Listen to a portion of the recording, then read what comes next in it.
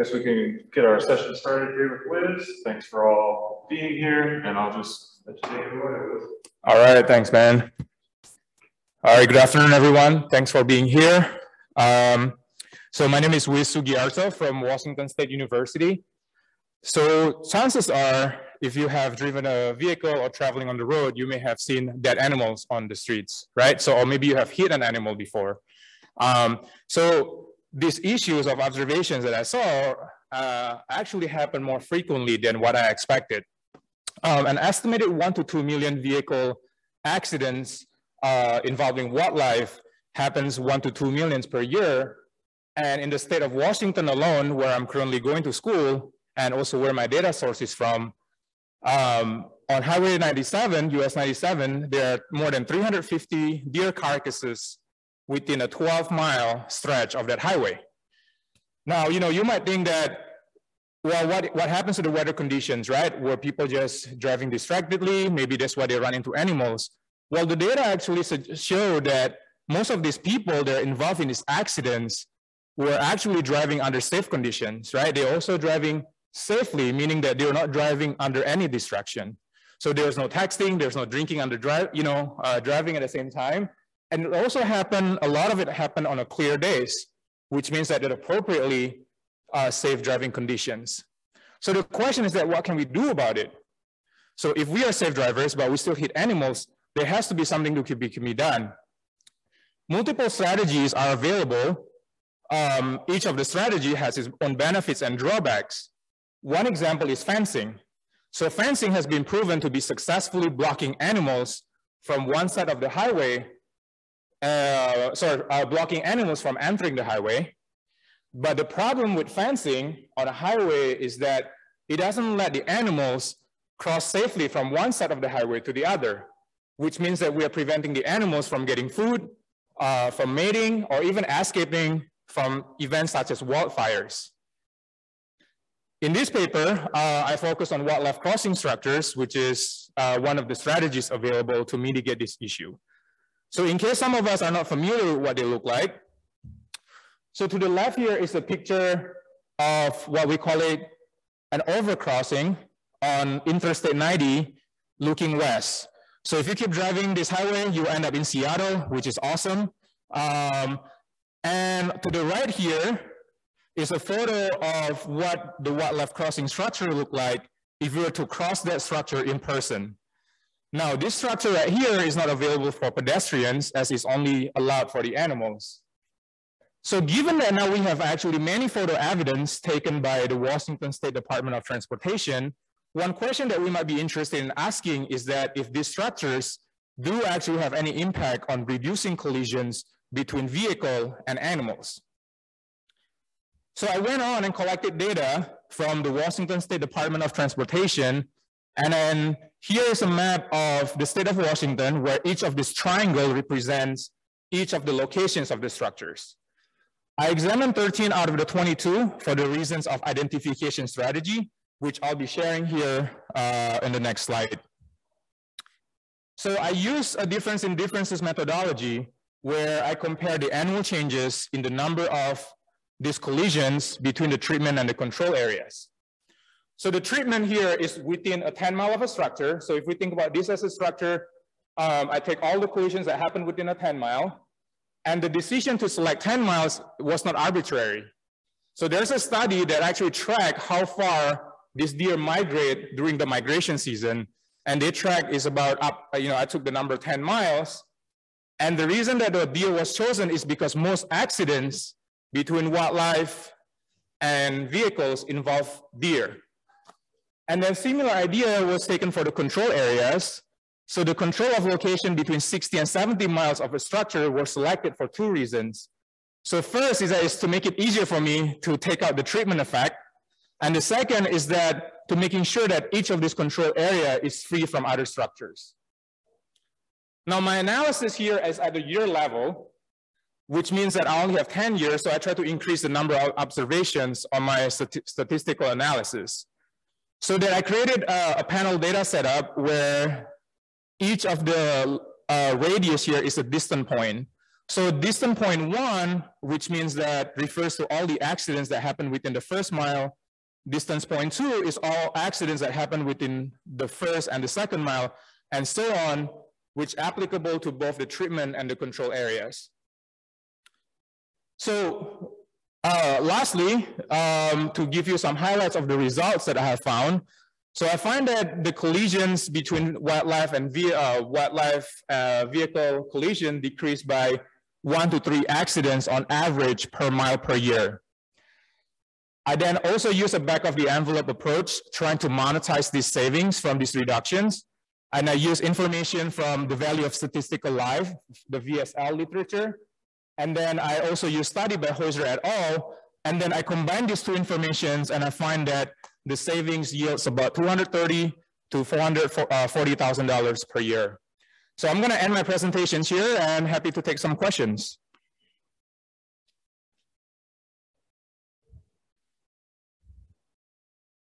Yeah. Yeah, so I think I actually have a slide here on costs. Yeah, thanks for asking that. Yeah, so this is just kind of give you some ideas on the cost of the wildlife crossing structures. It definitely varies depending on the type of the structures that you have, and also obviously the size. So in Florida, for example, you can have up until $2.7 million each, right? But then we also have like,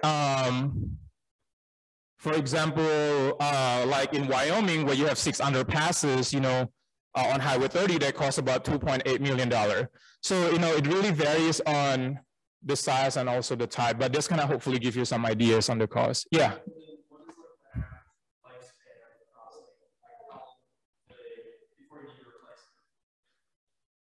Yeah, so that's a good question. So for those of you who are online, so one of the questions in the audience was asking was, in addition to the cost, was also asking about the lifespan of the structure. So based on the reading that I've done, on average, the studies use about 30 years lifespan, but that's a prediction, right? It gonna depends on the wear and tear and also the maintenance of these structures as well. The photo that I show in the second or third slide, I think, that was about 6.2 million structure right there. Yeah. Any other question? Yeah. Maybe wait till the next person goes. Okay, sounds good. All right, well, I'll get here. Thank you so much.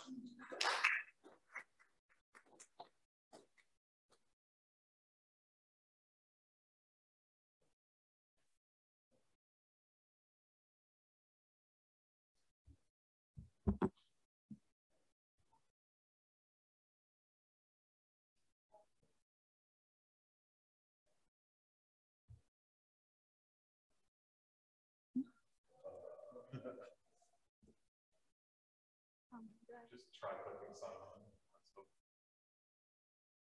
Yes.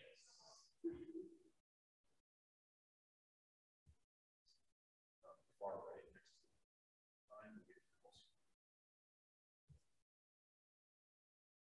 Hello everyone, I'm YN, a postdoc at University of Wyoming, and I'm going to present my paper titled Wildlife Crossing Ahead, Deconstructing Local and Non-Local Benefits.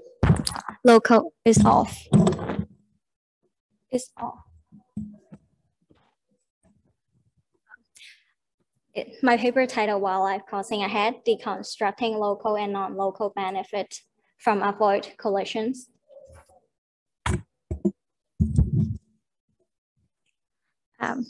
So a lot of people have the perception that we only come across this type of wildlife crossing in rural area, but this is actually showing you a project that has started constructing over the LA highway on Highway 405, which is over 10 lane.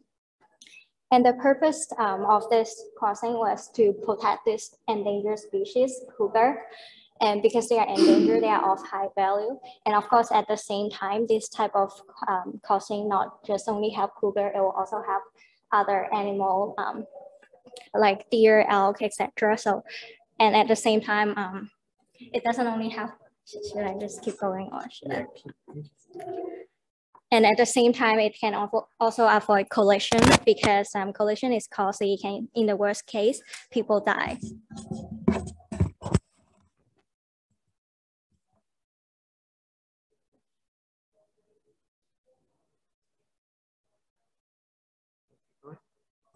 Hello. So thank you. What this paper does is I quantify the effectiveness of this crossing in reducing wildlife vehicle collision. And this paper is improved on previous literature because it has an improved methodology. A lot of them in the past, they overlook selection bias or time varying and invariant factors that would cause overstay or understay of the effect. And I studied overpass and the pass with the fencing, this combination, because it's claimed to be most effective in reducing wildlife vehicle collision. And at the same time, it helped connect habitat. And then this paper looked at how this high cross is justified by the benefit they generate. And also in the end, I explore how this benefit goes to a different group of people. So some major takeaway of the paper is that I find that there is 66% reduction in wildlife vehicle collision after the implementation of the wildlife structure. And then looking at the benefit, 77% goes to the homestay people versus 23% goes to out of stay. And when you look at where the money coming from is 22-to-1 ratio. So it suggests that it's not very efficient here. Here's a picture of my area of study. This overpass is in Utah and is across this 6-lane freeway on I-80. So the red color, the darker the red, it means that there are more wildlife vehicle collisions. So in terms of placing it where it should be, Department of Transportation in Utah is doing a pretty good job. My data is spatially and temporally explicit. From January 2010 to November 2021 is daily and per carcass basis. So table 1 here is the average of monthly wildlife vehicle collision. Wildlife structure in the pre-intervention period, we see that this area has higher wildlife vehicle collision compared to the area immediate next to the wildlife structure. And in the post-intervention period, we see that in the wildlife structure area, there is a significant decline, but we also see a decline in the area that is right next to the wildlife structure. But because that area did not receive any treatment, so this is unexpected. But if you notice, my study period perfectly overlap with COVID. And during COVID, because we have less traffic, so that explains why even when in the area that is not receiving treatment, we still see a decline. And in this parallel trend, the black line is our control. So we see that they're quite consistent in terms of where they are at. And then I block out the construction period time. And then in that red line, that's the pre-intervention period. We see that it has consistently higher wildlife vehicle collision compared to the control group. And in the blue line, that's in the post-intervention period, we see that the blue and red line, they have a significant dip, but versus the control line is quite consistent. My empirical strategy, because roadkill data ain't in count distribution, so I adopt this negative binomial distribution with a simple diff model. And when we interpret it, we have to take the exponential so that the number is meaningful to us. So here's the result. The first model is the diff model with negative binomial distribution. Every variable has an expected coefficient sign. So the first one, interaction term, is our parameter of interest is negative, meaning that wildlife structure is effective in terms of reducing wildlife vehicle collision. 2019 is on and after. It means 2019 and after. It has negative, so it's kind of picking up the effect from COVID. It has negative effect on wildlife vehicle collision. And wildlife structure, this area is prone to a lot of wildlife vehicle collision, so it's expected to see that it has a positive sign. And then when we transform it, we can interpret as 66% reduction in wildlife vehicle collision.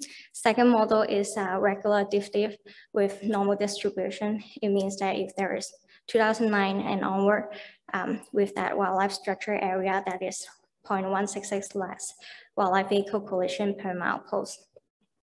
And then the third one is a Poland model 1.0. Basically, I just want to show they have consistent sign. And then, yeah, maybe I should skip. This is just to check if there is any measurable negative effect before there is any treatment. So in terms of that, it looks pretty good except 2018. But 2018, because that's the construction time. So during construction, you have slower speed limit, and also this construction noise just scare away animal. So we are expected to see that negative sign, but in my main analysis it's dropped out. So it shouldn't affect my main analysis. And the bottom one is just to compose them in 3 years so they are more comparable. And we see that only that 2019 and 2021 coefficient is negative and significant, and everything before that's insignificant, and the coefficient is almost 0. And because in my control group, I used the immediate observation next to that wildlife structure. So I want to make sure that there isn't any spillover effect. So it can go 2 ways. So if animals learn and they know to use that wildlife crossing, then it will funnel them in, and then my result will be biased. And now it's showing that they're very consistent. So my result is not, it's suggesting my result is not confined by spillover effect. And to summarize what I found, as I've mentioned, because the state fund is 1 to 22 ratio. So this suggests that under investment that is overly dependent on federal funding. And this will stop new infrastructure that has very high net benefit to the society. Thank you.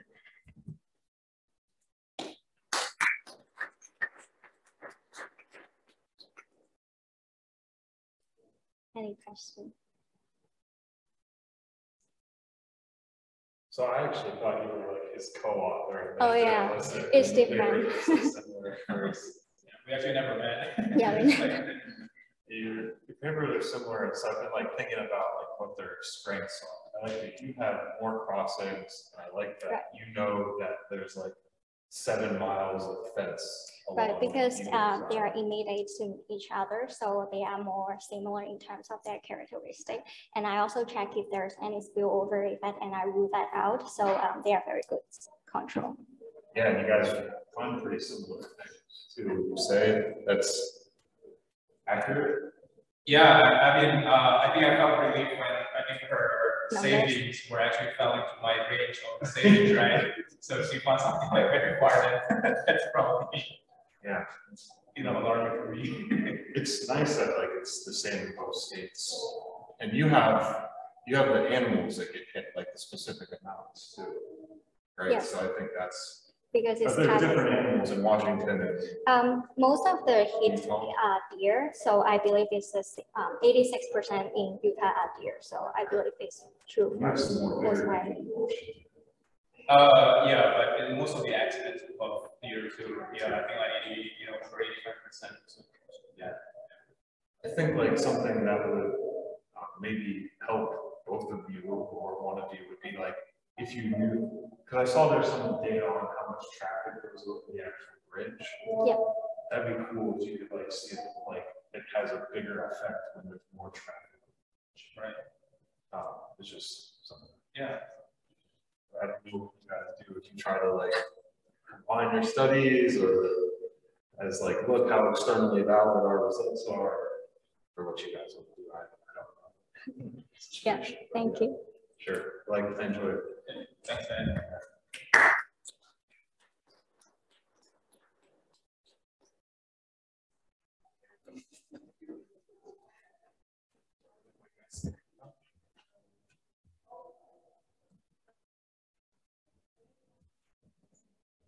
Job presenting to the technical support as well.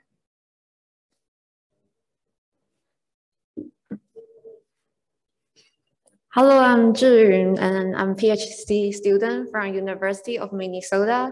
So right now I will turn the spotlight from animals to people.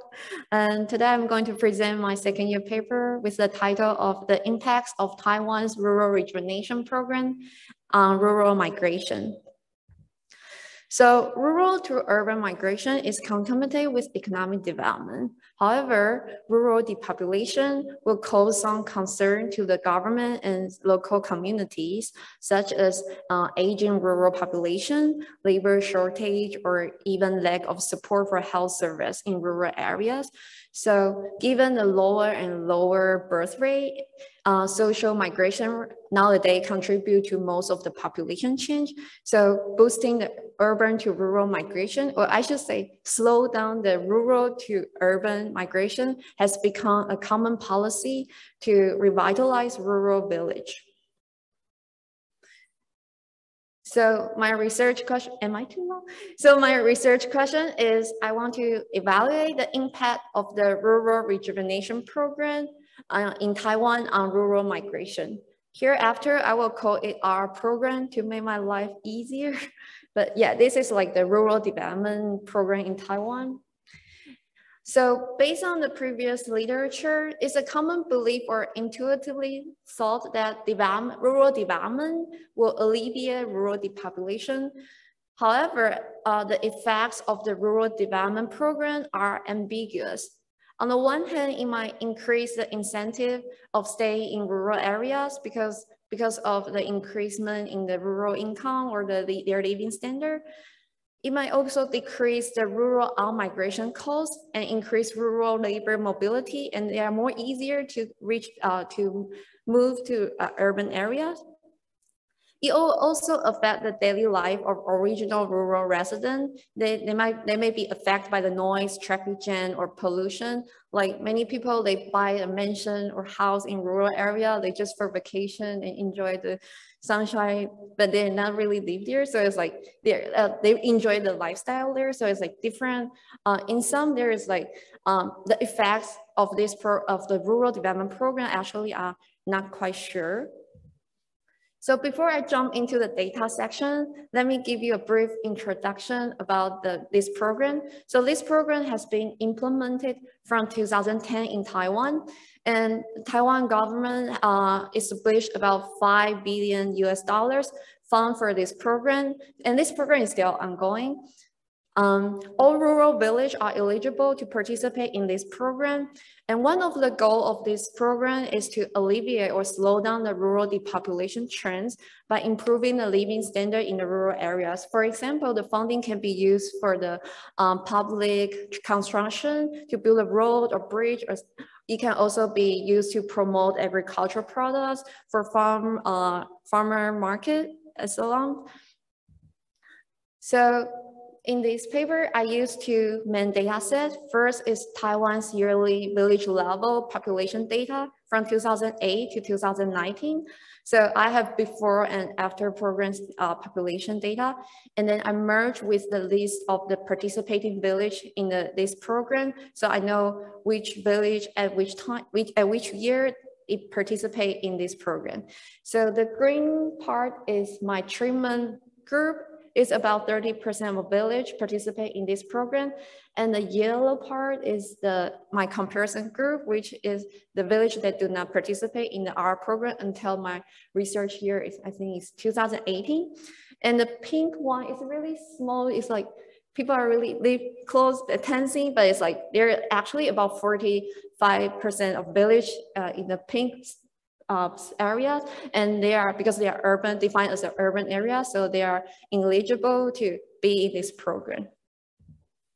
So to bypass the piece of the conventional two-way fixed effect with multi-period, I try to apply the revised multi-period DID proposed by Colloway and Santana 2 years ago. So I regress, the Y here is my net migration rates, on the D is the treatment indicator. So here the G is the group index. It implies the first year when the village start to participate in the R program. So delta JG is the average treatment effect untreated of group G in year T. So we will like calculate each group for each year, and then later you can like combine or aggregate in different dimension. Later I will show you to aggregate by the related time dimension, but you can also aggregate by group or different, yeah, you can check this paper, but yeah. And alpha is the village fixed effect. So this is my main result. So the top is a little bit small, but the top one is the the y-axis is the net migration rate. The bottom is in migration, means move into the rural areas, and the bottom is the out migration, means move out of the rural area. So for the first figure, you can see that actually there is no significant effect after the program. Even before the program, the red dots is like, we can have some confidence to say that maybe the parallel assumption holds. We have confidence about that, but after that, we don't see the significant effect on net migration rates. But split into in migration rates and out migration rate, you can see that at least there's about like 5 per 1,000 people move in and also move out to rural area and or out of rural area. So in sum, I try to conclude my main finding of this paper is that I don't find significant effects on net migration, but when split into rural in and out migration, actually this program do have significant impact on that. So I also try to do some heterogeneous analysis, and I find that actually it's rural village located as suburban area. They have positive effect that they successfully attract people move in.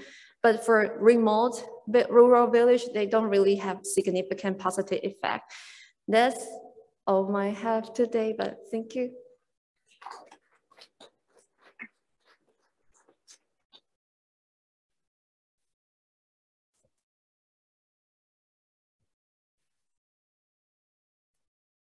Yeah. So how are these people you were doing after essentially stay?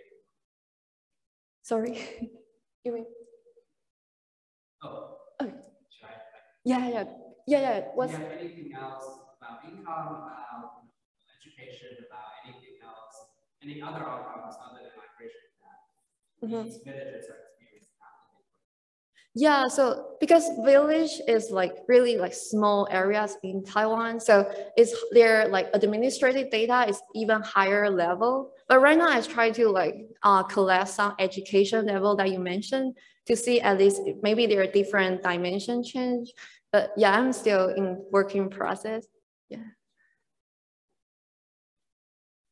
Yeah. I'm just wondering what are the regional factors to determine.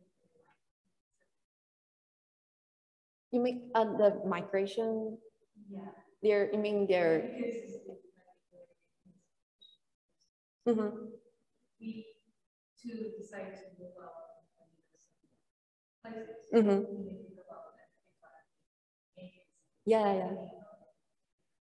Yeah. At my age, later life ages, I think more amenity, natural amenity or hospital, those kind of stuff. Yeah. So yeah, I see your point. So thank you for this question. I think it's a good question, and I think that's my second step for this paper. Is like first I see population change, and then I can see the mechanism. Maybe it's like because for hospital that you mentioned or education resource, and then see if this is a mechanism for people who decide to or not to moving to rural areas. Yeah. Thank you. Thank you. Okay, you have a question? Okay. I have like a small thing, and something I'm just like a little more curious about. Is like, I was looking at your paper and the map, and I was like, why is it small? And then I like noticed the islands. Oh, right. Yeah, I wonder if you don't like just drop those, because presumably it's weird to move people to islands and back. Right. Like, there's like right now I study in Minnesota, right? So Taiwan, the big one, Taiwan island is like 1/3 of Minnesota. So you can at least still figure out it's not the big island. Yeah, it's not that big, it's not that far, but yeah, that's a good suggestion. Maybe yeah. Okay. is this because of low birth rates? So the rural areas are just declining because they're not producing as many new children, or is this solely migration into the cities?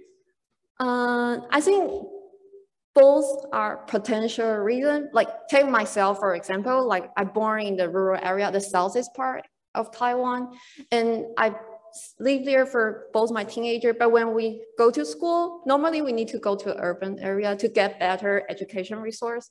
So like education resource and health resources and working opportunity are, I think it's the three main reasons why people leave rural area. Do I answer your question? Yeah.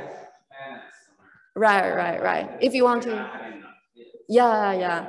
But for like, but for the, sometimes it's like when they have kids, they will leave to the rural area and their parents will take care of them. But when the kids are ready to go to school, then they need to get better education resource and they will move back to urban area. That's similar, like easy to see pattern there, but yeah. Thank you.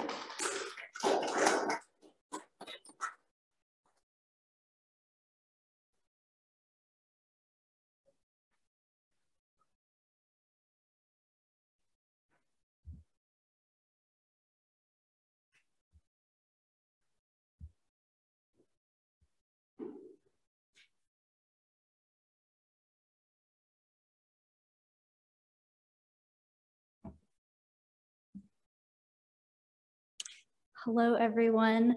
My name is Jessica Brown. I'm a master's student at Mississippi State University, and today I'm going to be talking about my work looking at the regional economic impact of beach closures in the Florida and Mississippi recreational waters. And these beach closures are due to harmful algal blooms and high levels of Enterococcus bacteria. So firstly, I want to set the stage of what a beach closure is. In the United States, we have the Beach Act, which supports beach monitoring stations across coastal lines. These beach monitoring stations look for high levels of bacteria and harmful substances along coastal lines, and they will enact beach closures or beach advisories to prevent people from coming in contact with harmful materials. Two common reasons for beach closures in the Gulf of Mexico are harmful algal blooms and high levels of Enterococcus. So a harmful algal bloom occurs when naturally occurring algae comes in contact with high levels of nitrogen and phosphorus, and it grows into this very large and dangerous bloom. The algae is a neurotoxin, and it is toxic to sea animals and humans through inhalation and ingestion. It is very dangerous. And then Enterococcus is a bacteria found in the lower digestive tract of warm-blooded animals and humans. It's found in recreational waters through many modes, runoff, sewer waste. It can be disturbed from sediment from wind and rain events. It's an indicator for fecal material in the water. This can cause many illnesses like infections at points of contact, gastrointestinal problems, meningitis, and hepatitis. So this is also a very dangerous material to be in recreational waters. So my research question is, what is the economic impact of harmful algal blooms and high levels of Enterococcus in the Gulf of Mexico region? The thinking behind this is that when beach closures are put into effect in these ocean-based tourism regions, it can reduce tourism or sales in the area. In Florida, harmful algal blooms are more common, and in Mississippi, bacterial closures are more common. So I choose those two harms for those individual locations. And then later I'll talk about this more, but I want to control for socioeconomic and environmental factors. So firstly, I'm looking at bacterial closures and advisories in Mississippi. I'm looking at the 3 coastal counties using total gross sales per county, and then also sales divided by individual tourism industries like accommodation and recreation. I'm currently working on this. This is a work in progress, but this is what I will be talking about today.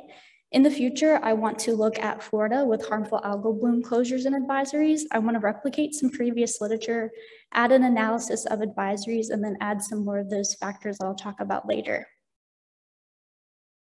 My study area for Mississippi is the 3 coastal counties, Hancock, Harrison, and Jackson County. They're comprised of 21 monitoring stations, and I'll show that beach closure data in a minute. My study period is limited from February 2009 to December 2021 due to my available sales data. This is my beach monitoring data. It's separated by county and advisory enclosure. And just a brief look over it, you can see that Enterococcus has higher numbers than other reasons. It's more closures and advisories than harmful algal blooms, and generally more than that other category, but that other category is comprised of 3 other reasons, including things like the occurrence of a hurricane. These are my variables that I want to use in my project. So my dependent variable is sales. Like I said, that those gross sales by county are those individual industry sales. And then of course, beach closures and advisories. And then I want to, in the future, collect data and add these variables for weather events or socioeconomic factors that could also affect gross sales in the area. So these are things like temperature, precipitation, hurricanes, population, industry structure, and the regional economy. These columns just show what I'm looking for and where I'm looking to get them from. This is my regression specification. I want to use a panel fixed effects model. Of course, my dependent variable is the sales, and then I have a p-lag of sales with those confounding weather and socioeconomic factors, state fixed effects, and a yearly type trend. These are my preliminary results only using gross sales and the beach closure. This does not include those other factors with weather and socioeconomic effects. I don't have that data yet. On the left, we have Hancock County, and on the right, we have Harrison County. The blue dotted line is a beach closure occurrence, and the black line is gross sales for that county. In Hancock, we can't really see a clear correlation between sales and beach closures, but in Harrison County, it's a little more clear that there's a negative correlation between the two. And so the point in doing this research and adding these extra factors that I want to add in the future is that these counties are experiencing beach closures, and usually at the same time. A few of these blue lines occur in the same time periods, but the counties are feeling the effects in different ways, and I want to know what causes that heterogeneity between the two, or in this case, the 3 counties. So in the future, I want to finish collecting that data for Mississippi, perform regression and deeper analysis with those extra factors, and then replicate this for Florida using harmful algal bloom closures and advisories. Any questions? Thank you.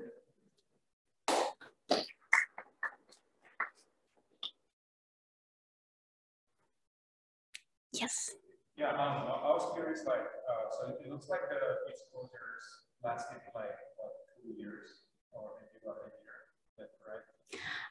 The beach closures can happen in many different time period spans. So sometimes they can occur for a few days, sometimes they can occur for a few months, and sometimes they can, the largest time span I have in my data set is 3 years.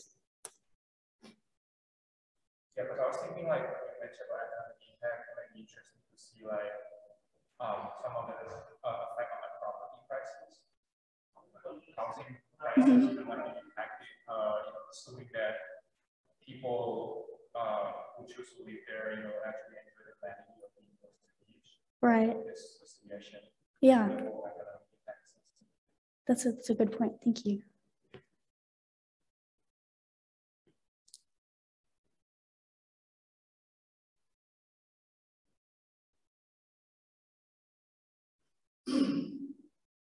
So I'm curious about, if close the beach and it's bad for the economy, or you can leave it open and people can get exposed to harmful bacteria. Right. I wonder if you have any way to think about how harmful exposure is. Right. Then you could think more holistically about whether closing it or bad. Right, and so like the thinking behind this project is that both harmful algal blooms and high levels of Enterococcus bacteria have anthropogenic triggers due to, lax regulations on what can go in the water. And so the point of this project, or my motivation, is to highlight what happens if you have those lax regulations and those beach closures occur more frequently. What is that doing to the economy? Obviously, I don't want a dirty beach to stay open and people get sick. That's not good for the economy or for people either. Yes. Just wondering, are there any mitigating programs that major programs that occur during this circuit period that test?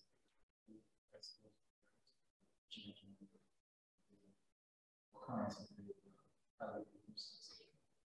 of like programs to reduce algae, or not that I'm aware of, no. But that is something to look into.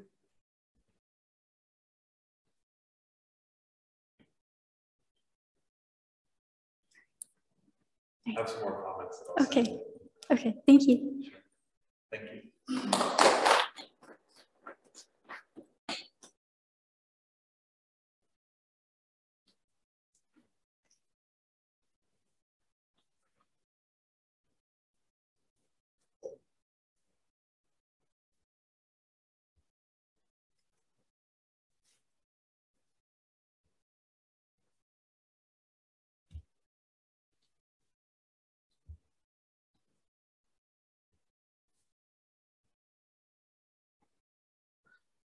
Yeah, so good afternoon. And also good afternoon to those listening from online. It's my pleasure to have you here. I think I can talk about this. I think it's my pleasure to have you here to present work. So let's take it virtually to Ethiopia, where I'll be presenting work on agriculture. So I'm Martin, and I work for IFPRI.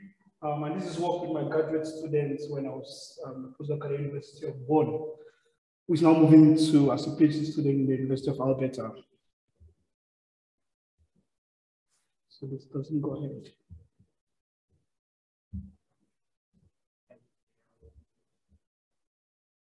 Say that again. Maybe try errors. That's what I use. It works here, but it doesn't connect there.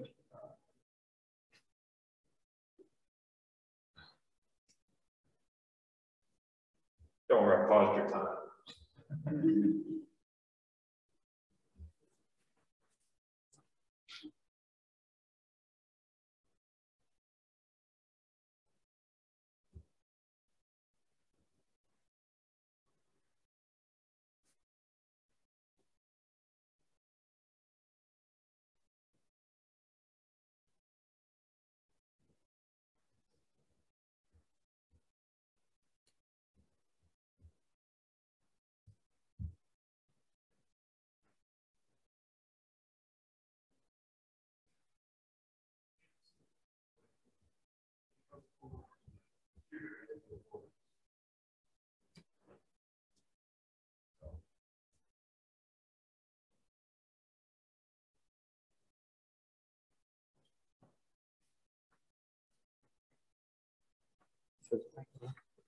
Let's not going forward here.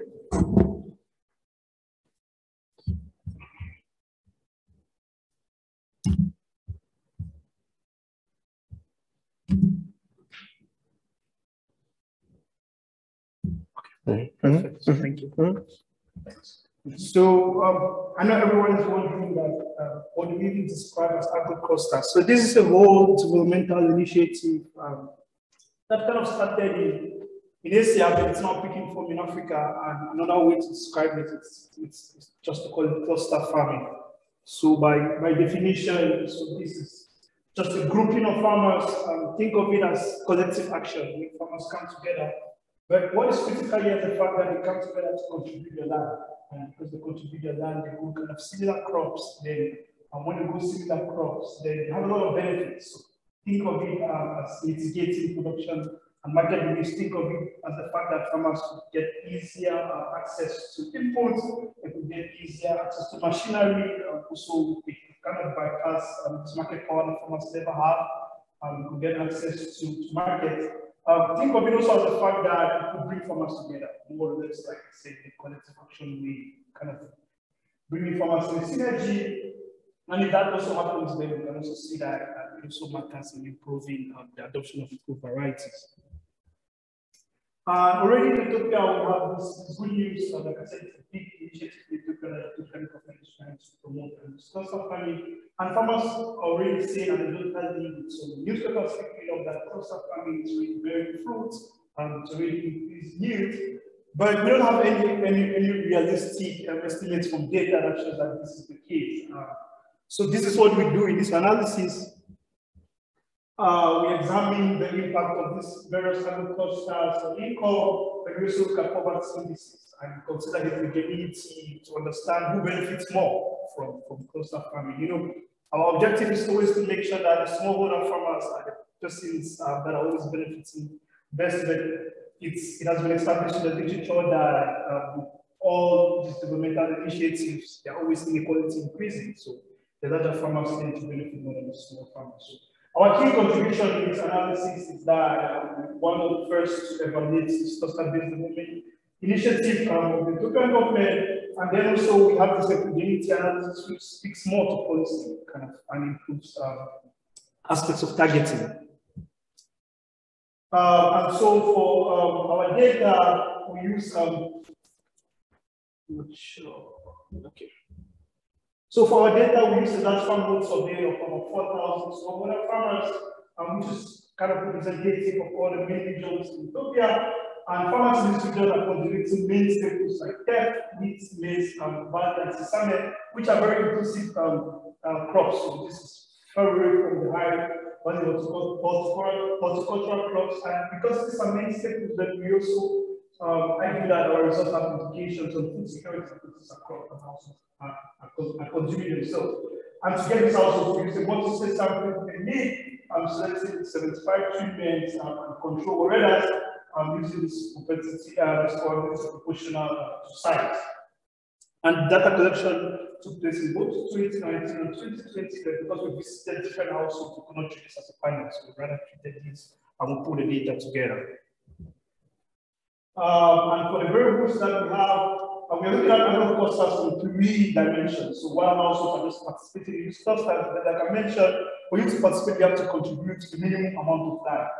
If you just look at the minimum amount of land that households are contributing, it makes comparison very difficult because I can just give 0.25 hectares of my land out of 1 hectare, and you give 0.25 hectares of your land out of 0.25. It doesn't enable comparison between households. So to get that comparison, you look at the share that households are contributing. And for our income and poverty, we just look at household income, but we also look at this cluster behavior of poverty indices, looking at income poverty, also income poverty down and control for a lot of farm and household characteristics. And our main hypothesis is the fact that these agro-clusters, since they increase yield, they kind of improve income and reduce poverty. So basically, I think I'm already running out of time, so I'm going to go very fast. And so we estimate in the normal linear model where we are interested in looking at the effects of lambda. So lambda is our main parameter of interest. And if you just assume strict exogeneity without thinking of selection bias and all the very fancy for the econometric techniques, OLS should just give us bias estimates. But I know everybody's looking at me that, wow, can you use OLS in this kind of a thing when there'll be likelihood issues of selection bias? So, but we discussed 3 possible ways that we selection bias. First of all, we don't have aspects of measurement error because we kind of measure all the exact farm sizes that also to measuring. But also, we can observe heterogeneity. It's hard to roll this out because this is just one pure data set, it's not final. But we estimated bounds and looked at the coefficient stability of our estimate. And when it comes to reverse causality, it's very unlikely because land in Ethiopia is exogenous. So you cannot just increase your land because you're making a lot of benefits from participating in agriculture. But that notwithstanding, there is still this aspect of observed heterogeneity, and because of that, we still use some IV estimators. And we also did some quantitative regressions to get this heterogeneity effect to see who benefits more from participation in agriculture. And just a brief descriptive snapshot of the data. We already observed, even without controlling for many confoundings, that these households that participate in clusters are significantly different from households that don't participate on most of our outcomes, but also on some of the control variables. And now coming to the main regression results, we see, so we estimate both OLS and also IV models, and we see that agro-clusters increase income. So for income, we look at both income and per capita income to understand aspects of quality of life for all members of the household. We also look at the impact on poverty, and we see that agro-clusters also have they also likely reduce poverty when we look at poverty, both both from the income gap, but also from the gap square. And now just to say a little bit about the heterogeneity, when we did this heterogeneity analysis, we find that the impacts are kind of increasing depending on the amount of land you contribute. So wealthier farmers are benefiting more from cluster farming than the poorer farmers, already suggesting that there may be some inequality concerns. Of course, since it's not panel data and since we do not have direct measures of inequality, we cannot say that, but of course, these kind of results are suggesting that there are some concerns for inequality. And to show that unobserved heterogeneity was not a problem, in the analysis, we estimated better adjusted coefficients and the data. So the better adjusted coefficients just tell us how our coefficients will change if unobserved heterogeneity was a problem. And you see that our coefficients in green are just another bound of what we estimated previously to show that unobserved heterogeneity.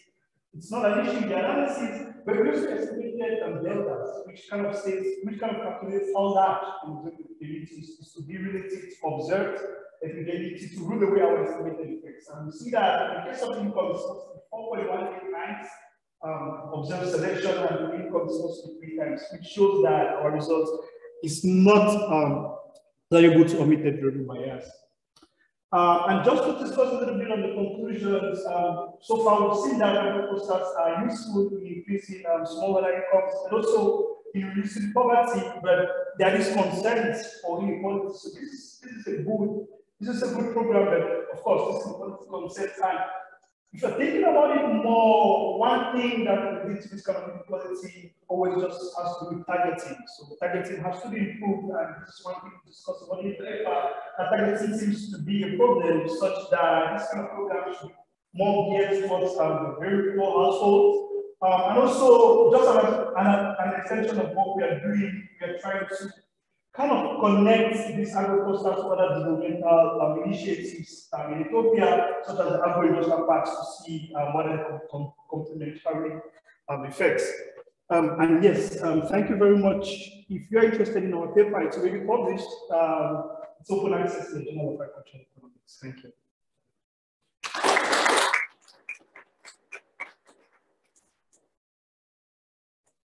Yes. I'm having this, we have like a kind of a bracket term, because I would think my ability to participate in clustering is dependent on many things.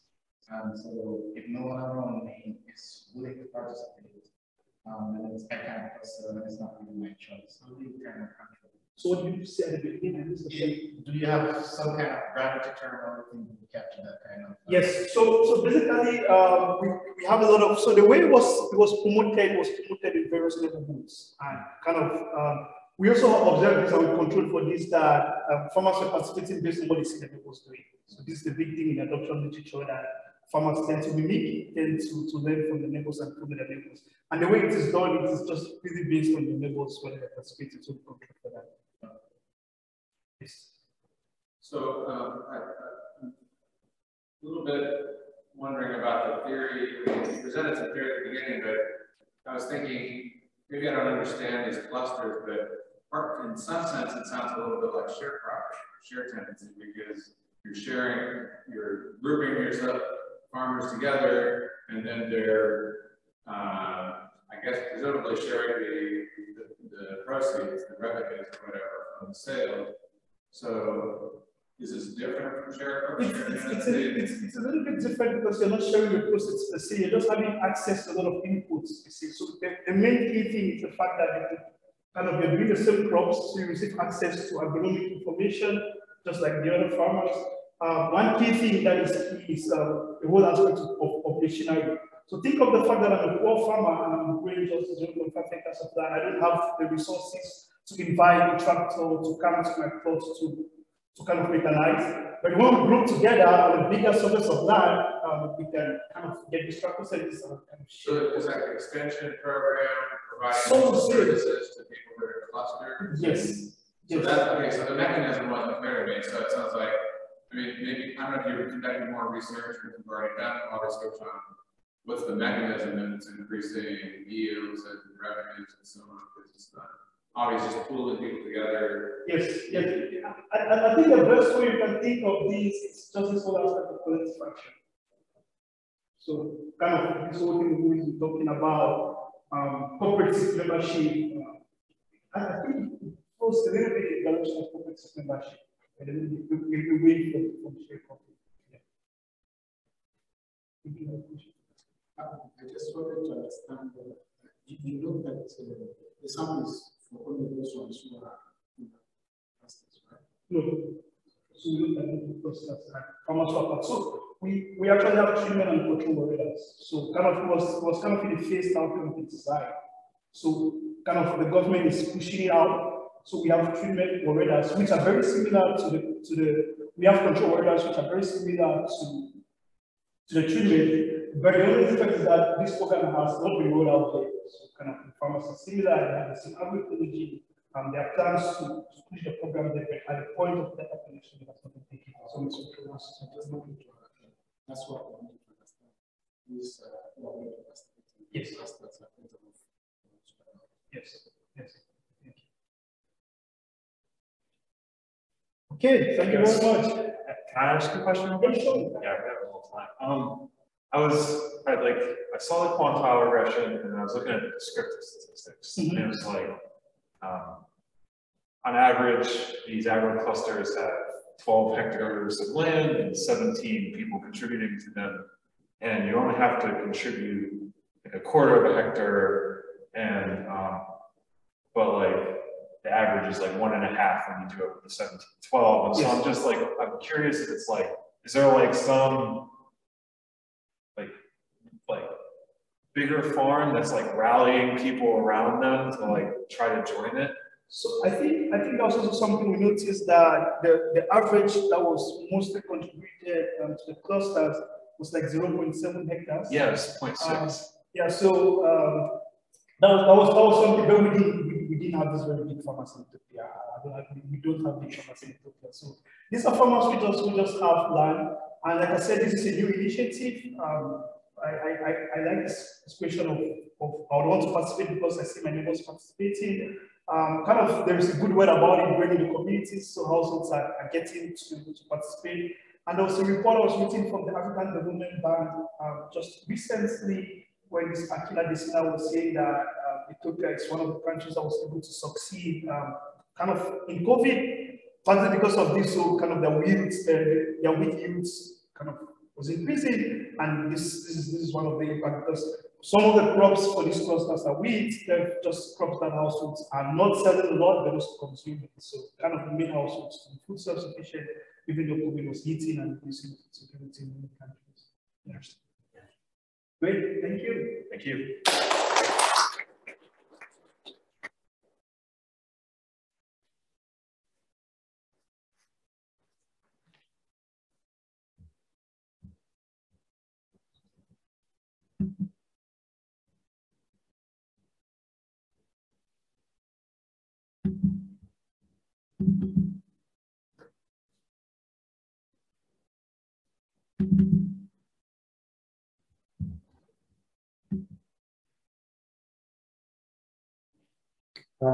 John Herbert, I remember was presenting this paper on behalf of myself and my colleague Francis, who is seated with us in the audience. We are from African Development Bank. Our paper looks at the effect of remittances that are sent to rural areas, mainly on how they help to create share the benefits of remittances with others that do not actually receive remittances. So we are trying to look at the effect of remittances on employment of those ones that receive remittances. So which one am I using? It's not moving.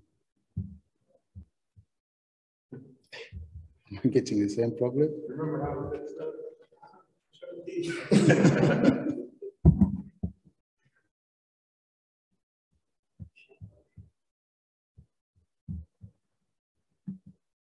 I feel like he really doesn't like me. It's not moving.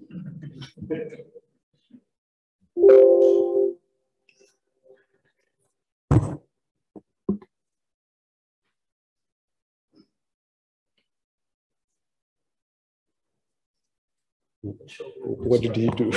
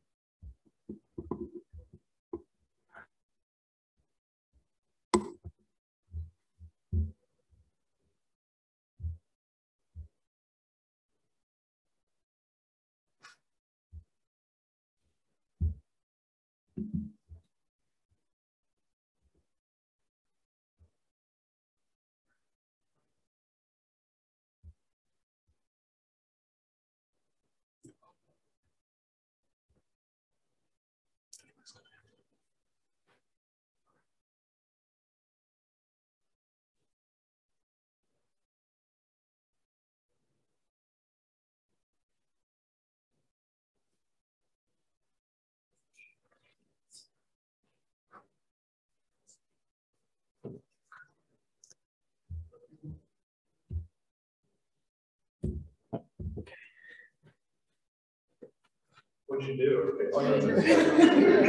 Yeah, you just gotta Monica, go, there's changes there that doesn't. No, you're gonna see it. Yeah, you just go from beginning here. Okay. Right. Okay. Just double click on that and then it should be good. Yep. Okay, so the main reason why people need is to help mitigate income risks and facilitate consumption. It's mostly the persons that are left behind. And a large part of literature tests that remittances to increase earnings and local wages those left behind, thereby improving their income levels, improving their health, and then also helping them to send their children to school. But there are also other studies that show that remittances can actually be an alternative source of income to help businesses grow, expand, or even establish new businesses. But these benefits are mainly enjoyed by those that receive remittances. But there are also potentials that remittances can also be a source to help others that do not receive them. So in this case, we're trying to look at for those ones that receive remittances and have small businesses in rural areas, what do they employ other people other than the family members? So that's what we're trying to look at. And in this case, we want to see how remittances can actually contribute to job creation. So remittances are expected to increase the intervention rate of those that receive. And in that case, their consumption for leisure increases by reducing the number of hours worked or even reducing the likelihood of participating in labor markets. So we hypothesize that as the share of remittances increases in household income,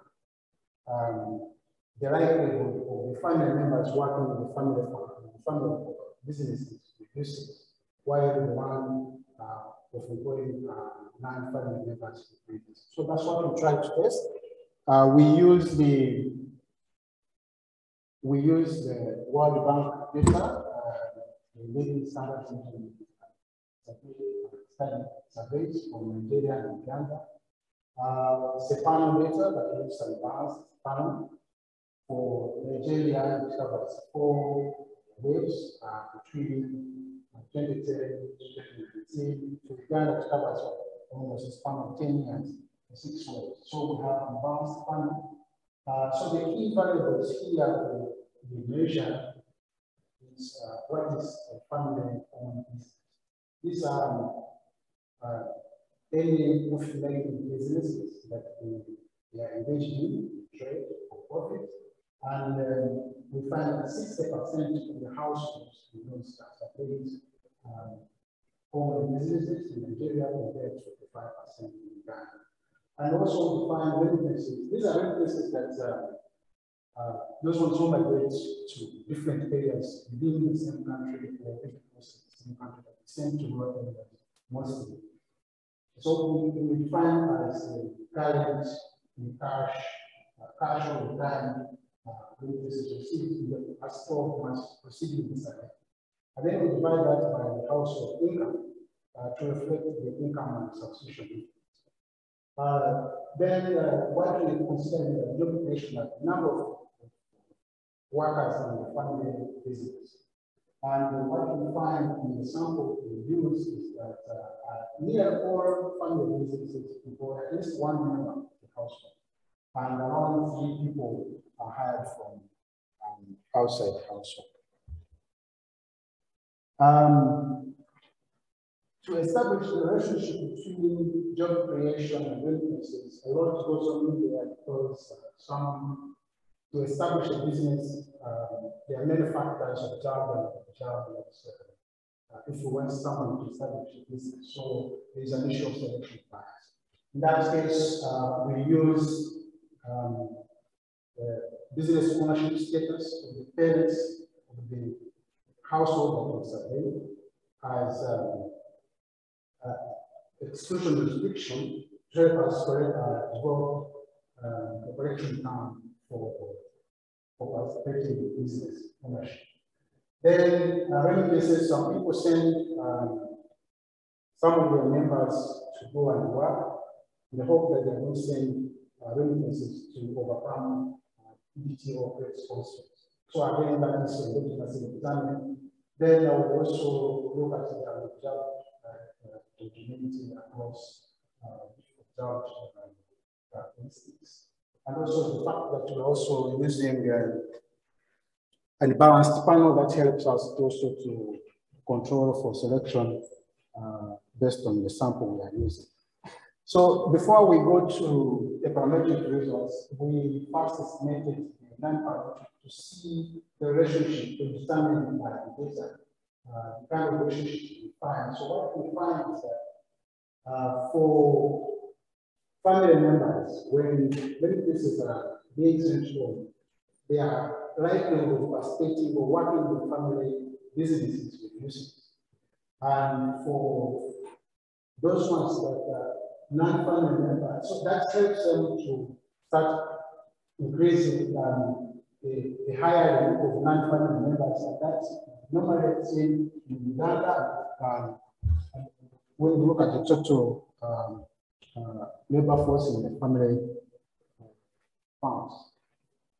So what you find is non-parametric is exactly what you find also in the parametric regression. So we see that when rate cases are increasing in household income, the likelihood of family members working in the family business reduces, while that one of hiring non-family members increases. So in conclusion, we find that remittances can help create jobs, both for family members if there's a small amount of remittance compared to the total household income. The family members are the ones working. So some sort of self-employment. So when remittances increase beyond 50% of the household income, then they start hiring non-family members.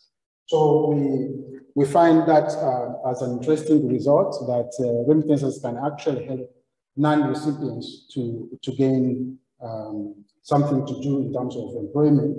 But our study is just only limited to small and micro enterprises, from employing 1 to 49 employees. So it can be expanded to medium and large corporations that could validate some of our results. So I stop here. If there are any questions, we can take it.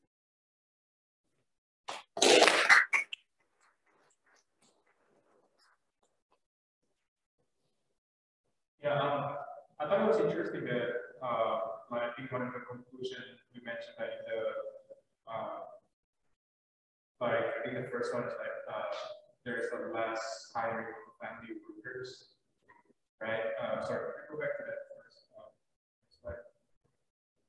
Right, so the first one, I think, uses hiring of family workers. So I was thinking, like, oftentimes in like micro businesses, there's no like direct payment for the labor because everything is family owned. So like when your business grows, you don't pay them per se, you know, like on a weekly or monthly basis sometimes. So if I was thinking, would it be possible instead of a job creation, you might just be as a result that now that I have more money, I just, you know, maybe increase my inventory, maybe if I have a food business now, I increase the number of menu I'm selling, then I end up needing more workers. So it's not necessarily that the job creation, but it's a result of like me expanding my business. So I'm wondering if there were maybe some of the situations that happen in your research. I don't think I got it right. So you're saying it's not job creation with other advantages? Yeah, sorry if I didn't maybe explain it well. So I was thinking that, so if I have more money, right, because sometimes in a family-owned business, like very small micro businesses, I may not be paying my other family members like on a fixed salary amount, right? Because any of the profit or the revenue, you know, it just basically goes back to the family. So maybe now because I have more money from the revenue business program, the reason that I'm needing more workers, hiring more family, is actually the result of me expanding my business, right? So it's not necessarily me paying more people or inducing the economy, it's just a result of me expanding my business. That's something we also wanted to look at, but when you look at even most studies that have been done, when this is normally for consumption, investment is even on some remittances that are for business, even others, building houses, buying land. That's a very small percentage. Most of them health, education, and general consumption. So that relaxes the household income constraints. So that now that is relaxed, so if you have a business, instead of withdrawing from the own business, using the business, so the business can grow and that business can now start having. That's how we look at it. So what you're saying is valid, but in our sample and even in other studies, I don't think it's a very useful for investments. They are. I wonder if it could be like a comparative advantage issue that like, so households where people are earning more remittances, they have some kind of, you know, better earning opportunity somewhere else. And so some of the family members are going somewhere else to take advantage of the opportunity. If you have a limited labor supply in a household, then, you know, it's kind of a joint decision, you know, you're taking advantage of that opportunity, and at the same time you're deciding to hire more workers. So, you know, external workers in the family. So could it just be a labor constraint story that's driving? It could be, but that's something we're still working on this paper. We can look into that and see if what is happening is because of the labor constraints. But again, we are looking also at these rural households. Most of them, I think over 60% of the sample are rural households. And if we are to look at the household size, which is on average about 6, it's not necessarily that it's labor constraint in those households, but maybe some of them are going to school, and because now this is maybe a low person, because some of the people are migrated. So then now there's a chance that we can start having, which is of course not comes back to what you're saying, labor constraint. But it's something that we need to analyze in the so we look at that.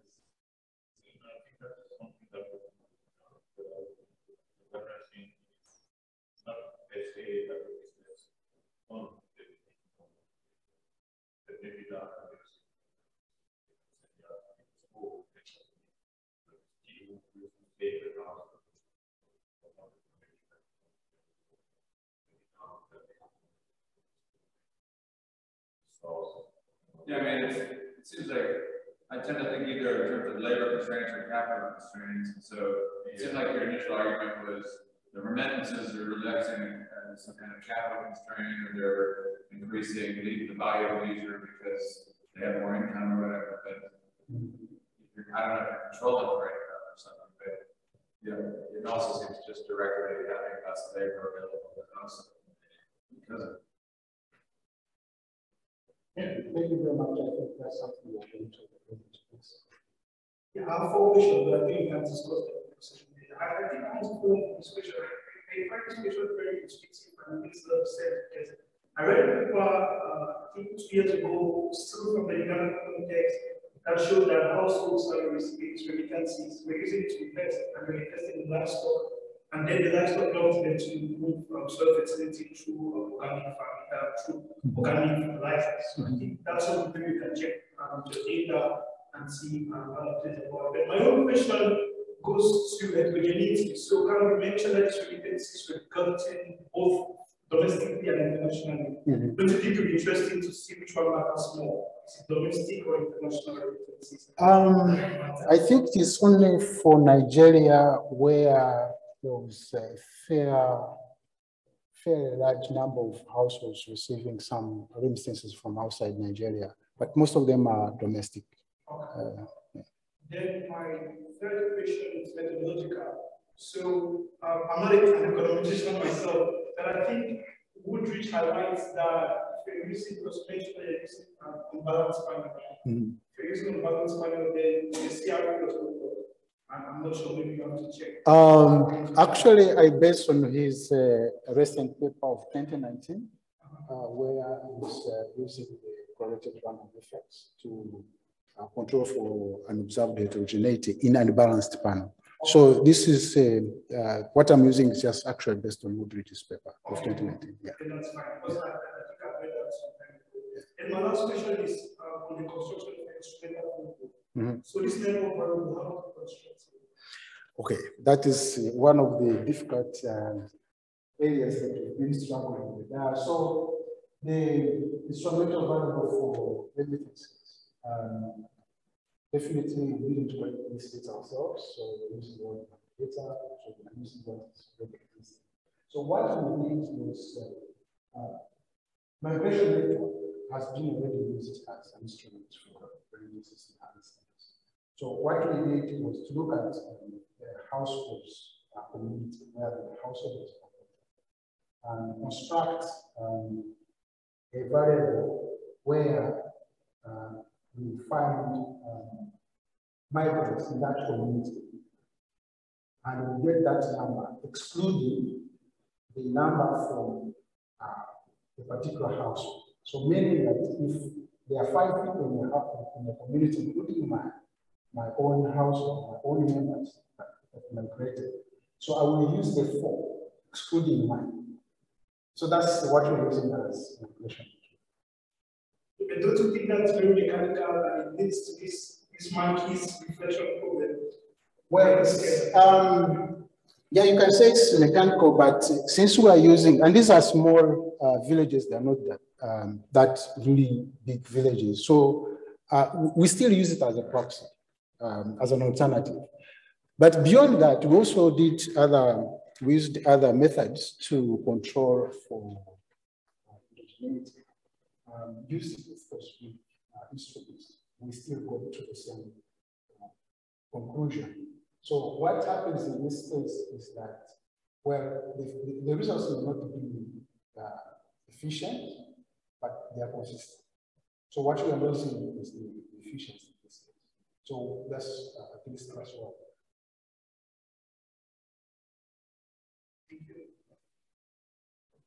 That's your comments. I'll just send them to you. Thank you.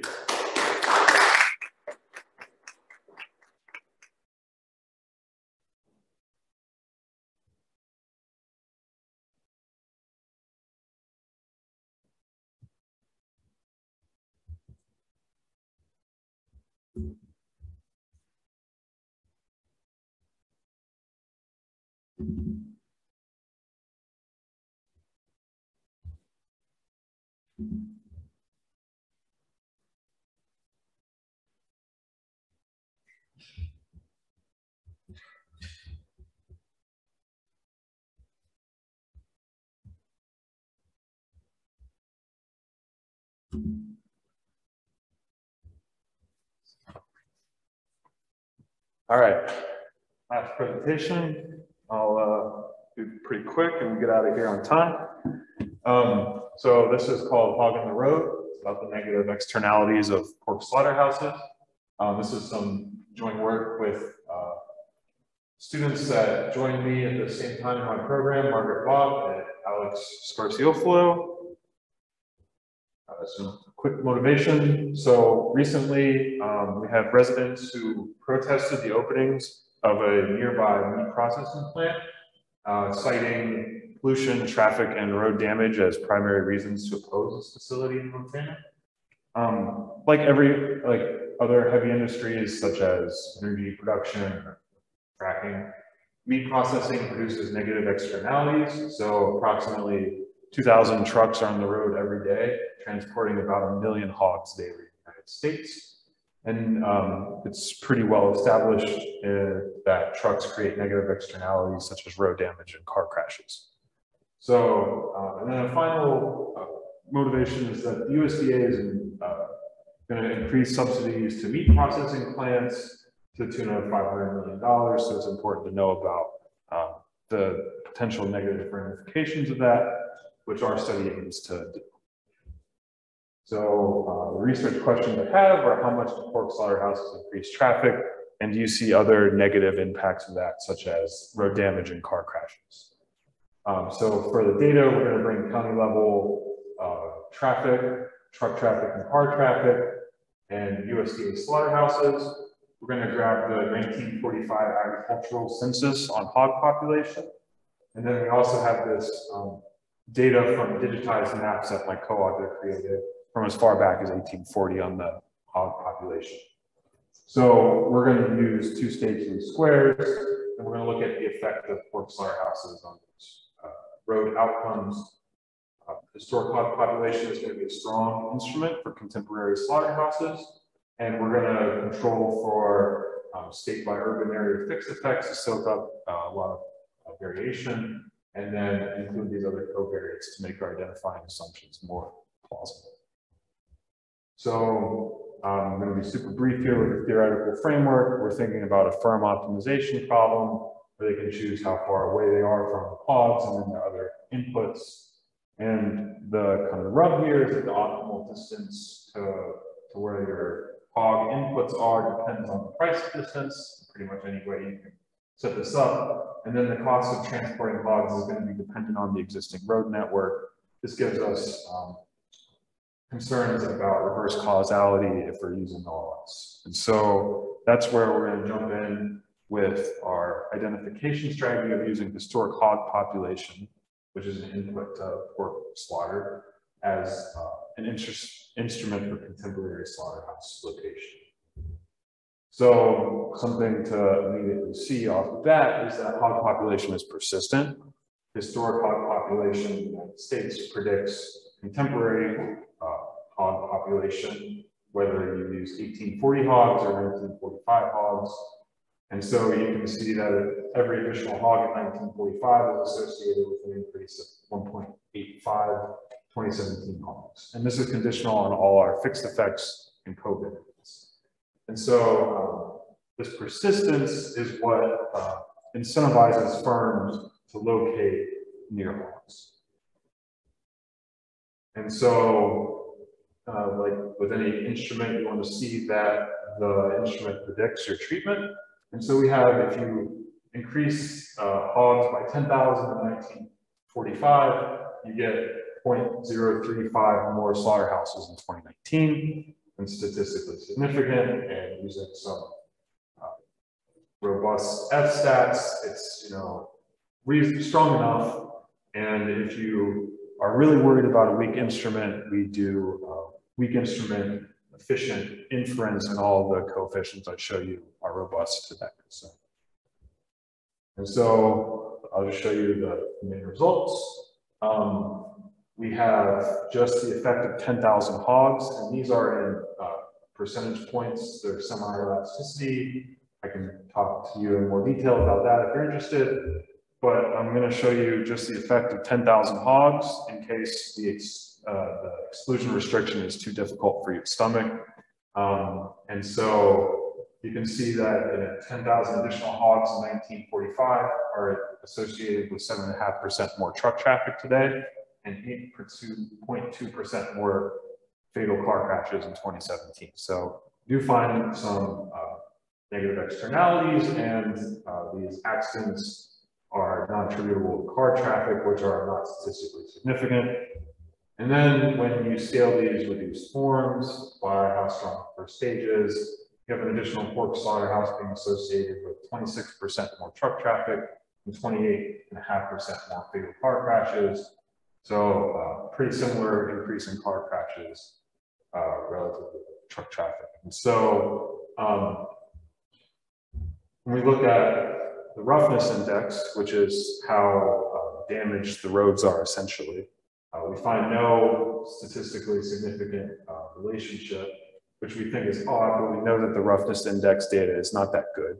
And so what we look at instead, which we think has slightly better data and requires a slight scale adjustment, is auto repair networks. And we can see that there's a statistically significant impact of historic hogs and contemporary slaughterhouses on contemporary automotive repair employees.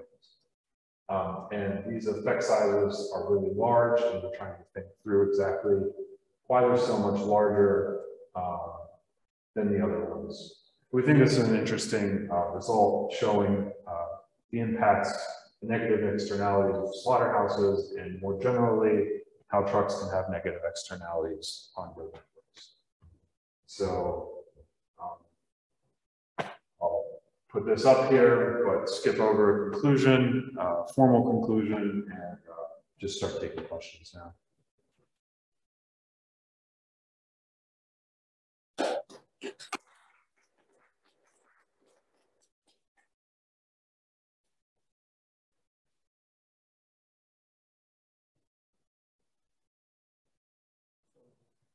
For like the control variables, so like so over time, was there like changes in like extension of the road?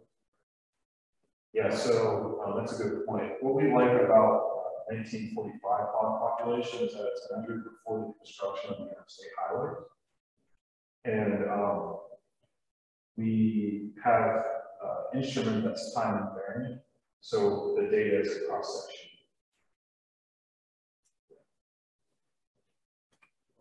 Sure.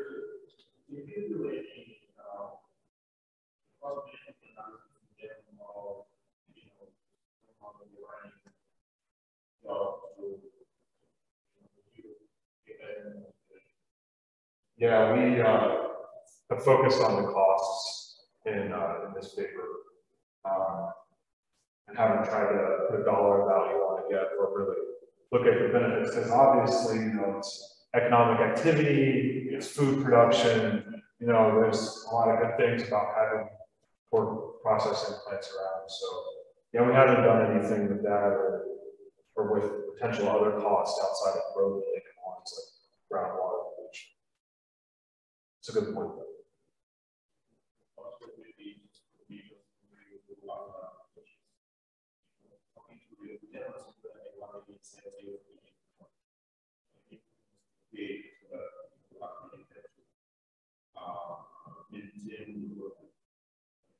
Yeah, it's a good point. That it's likely that they're contracting out to trucking to bring it in, and trucks pay taxes already. So, are the taxes high enough to internalize that issue? Is also something I would like to know more about. Yeah. So, aside from slaughterhouses, does hog production, is there areas where the hog production would affect truck traffic? Yeah, that's why I also showed the reduced form, because it's kind of like you have to think that historic hog population affects contemporary traffic only through slaughterhouses, but the other, like hog production is also in the area. So I showed the reduced form. We tried to control for other aspects of hog production, like feeding hogs. So we control for accountable corn bushel production, which is a related industry to something else that might cause truck traffic. And when we control for it, it has changed our results. I mean, I wonder if it's just other data or other studies that just simple studies on how much, I mean, what are the other activities associated with log production with car trucks? You know, maybe it's a way to make arguments and additional side data. Yeah, I think that's a good add for future solutions.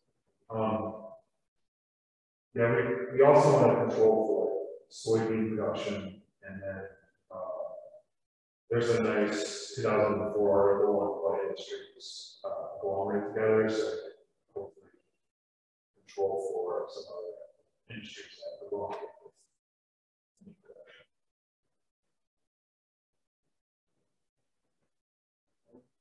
Just 10 cents for a world history slide on part. So sounds like what we're studying is very similar to the case of timber the processors.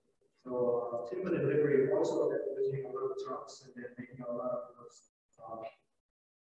destroy some of the quality type of thing. And looks like what we were studying is not included. I mean, the USDA policy is not including subsidies to maintain remote cleaning type of thing. But you probably think some of the implications from the timber side. Oh, yeah, that's a good point. Thanks. I'll look into it. You have a question too? Yeah. More clarification. What's the time frame of the change? Like, if you get 10,000 acres, what's the time frame? Year, 5 years, Yeah, so 10,000 additional hogs in 1945 leads to like 8% more truck traffic in 2017. So in terms of, because in terms of the fatalities, only the problem that the changing technology that will take place with the roads and the cars. Because I don't think 1945 road and car technology fatality will be different. Yeah, I'm not sure that we need to, because we're also measuring fatality in 2017. So it's truck traffic and fatality. It's not compared to like 1945. That's just for predicting where the science will.